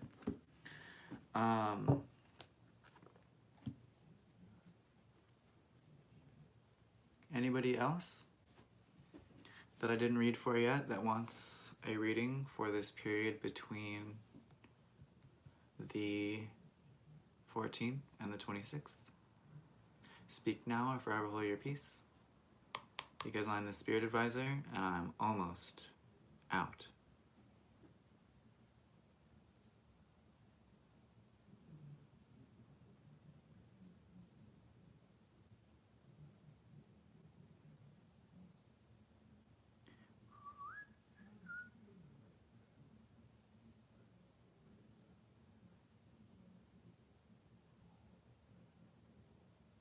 Okay. Well, it's been a beautiful evening with all of you. I'm really glad you tuned in. It's always wonderful and heartwarming to share time and space and energy with you on this channel. If you've been watching and you're not yet subscribed, please go ahead and do so. Also, likes and comments are most appreciated and welcomed. I love to hear the feedback of you guys and girls and everything in between, and to feel the changes in your life and to just be included in our global story, which is beautiful. So, thank you. I'm the Spirit Advisor, and I am out.